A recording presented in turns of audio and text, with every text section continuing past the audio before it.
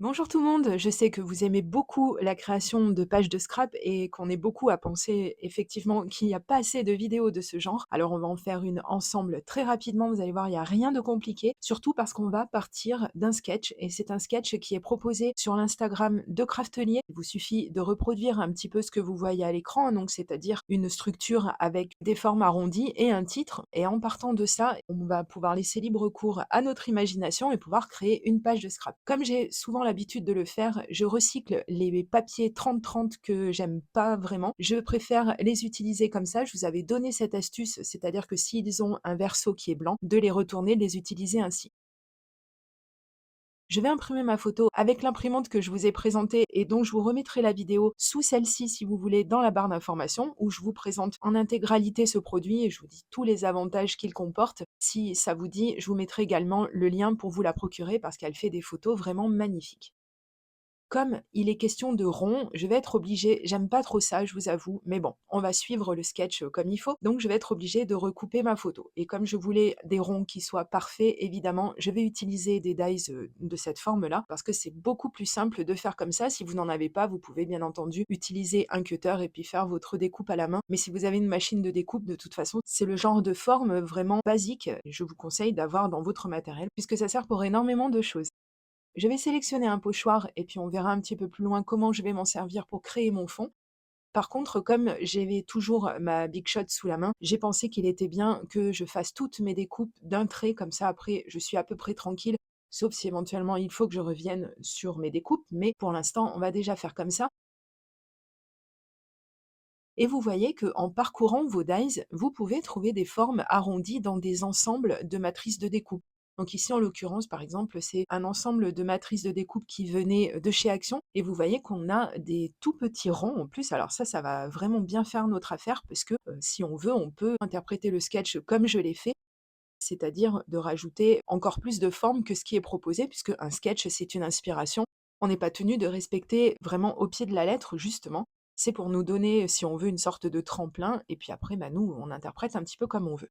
J'ai utilisé pas mal de chutes de découpe et je suis restée toujours un petit peu dans les mêmes tonalités de couleurs, dans des couleurs assez chaudes. Ça tombe bien parce que c'est ce que j'avais un petit peu sous la main puisque je suis en train de continuer et de bientôt terminer le mini-album que vous avez vu précédemment dans une vidéo, dans plusieurs vidéos même. Donc ça tombait très bien, j'avais un petit peu tout sous la main comme je vous l'ai dit, donc c'était parfait. Voilà pourquoi j'ai choisi d'utiliser ce thème et cette photo.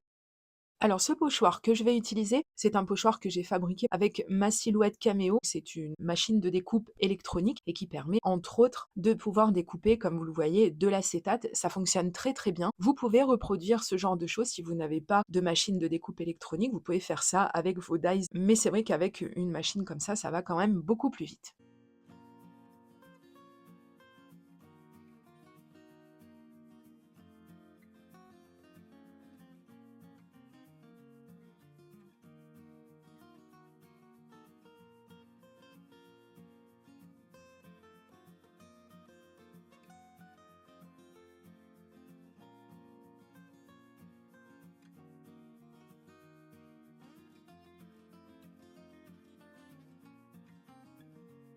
Et comme il faut se servir de beaucoup de son matériel, c'est ça qui est bien quand on fait des pages de scrap, j'ai décidé également d'utiliser des perforatrices. Et c'est une bonne chose également que d'avoir des perforatrices avec des formes très basiques, puisque ça sert quand même dans énormément de projets. Donc j'ai continué à découper des chutes de papier en sélectionnant des choses qui soient plus ou moins dans le thème des matières bois, mais pas que, de toute façon c'est pour rester un petit peu logique aussi. Donc j'ai effectué des découpes avec la première perforatrice que vous avez vue, donc qui vient de chez Craftelier, qui fait des petits ronds. Et je possède également d'autres perforatrices qui font des ronds un petit peu plus gros. Comme ça, on peut les superposer, on peut avoir une série avec des tailles différentes. C'est bien les perforatrices aussi parce que ça permet également de faire pas mal de choses.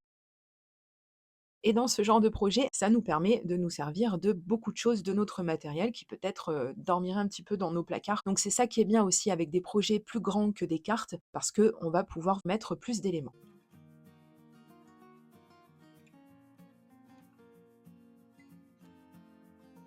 Alors j'ai fait quelques tâches toujours en restant dans les couleurs que j'ai sélectionnées pour ma page et ensuite j'ai décidé de faire des petits ronds avec du papier calque. Et vous savez que c'est pas simple de venir faire adhérer du papier calque sans qu'on voit la colle dessous. Je vous ai fait déjà des vidéos où je vous donnais des astuces pour effectivement qu'on ne voit pas les traces de colle. Mais ici, c'est vrai que pour moi, une des meilleures, c'est évidemment d'utiliser de l'adhésif double face. Et celui-ci, il est très très bien parce qu'il est très large et ça nous permet de pouvoir faire plusieurs découpes.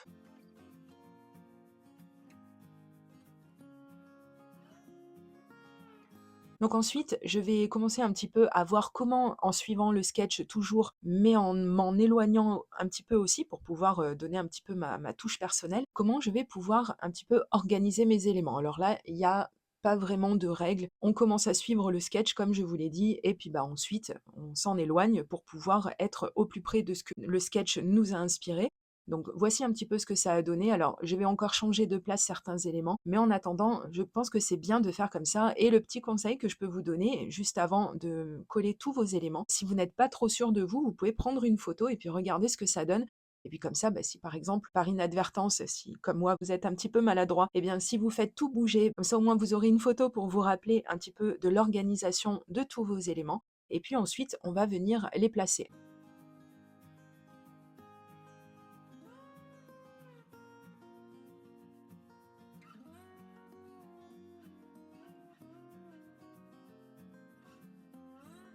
Alors, ce que j'ai l'habitude de faire, et je vous l'ai déjà dit dans plusieurs de mes vidéos pages de scrap, c'est que je ne mets pas de colle pour l'instant sur toute la périphérie de ma photo. Je préfère mettre un bon point de colle sur le milieu. Comme ça, s'il y a des choses que je veux rajouter dessous ma photo, j'ai la possibilité de pouvoir le faire étant donné qu'il n'y a pas de la colle partout.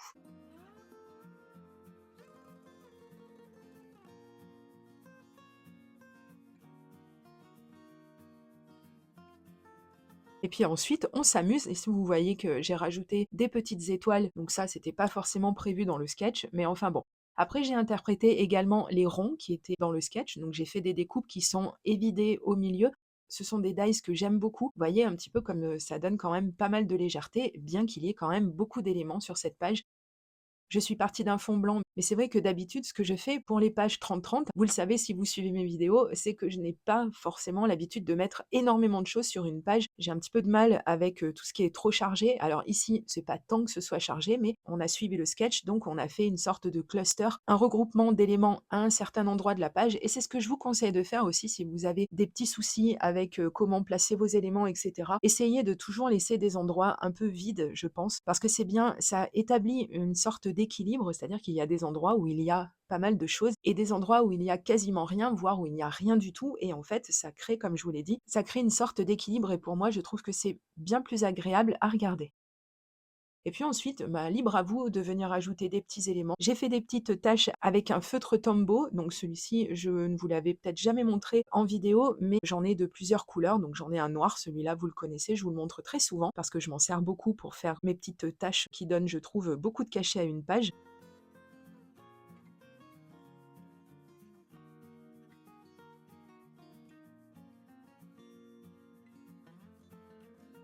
Et ensuite, pour rester encore dans le thème, même si c'était pas forcément prévu de rajouter des choses, mais comme je vous dis, on interprète, j'avais très envie de rajouter cette découpe. Alors, je l'ai effectuée sur du papier blanc et je l'ai mise en couleur tout simplement avec des doigtiers mousse. Alors ça, c'est vrai que ces doigtiers, c'est vraiment très très bien, ça coûte pas très cher et c'est encore quelque chose que je vous conseille d'avoir dans votre matériel parce que ça vous permet d'utiliser vos encres d'une façon différente, différemment que si vous les utilisiez avec un applicateur. Parce que c'est vrai qu'ici, on est quand même un peu plus précis dans ce qu'on fait et ça permet effectivement de mettre des découpes en couleur, par exemple.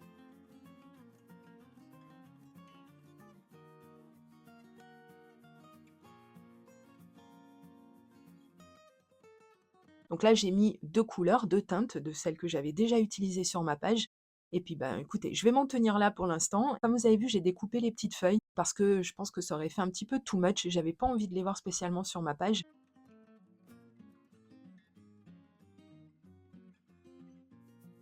Et ces éléments, bah, alors, je les ai mis à un endroit où franchement, je n'aurais jamais pensé pouvoir les mettre, mais enfin bon.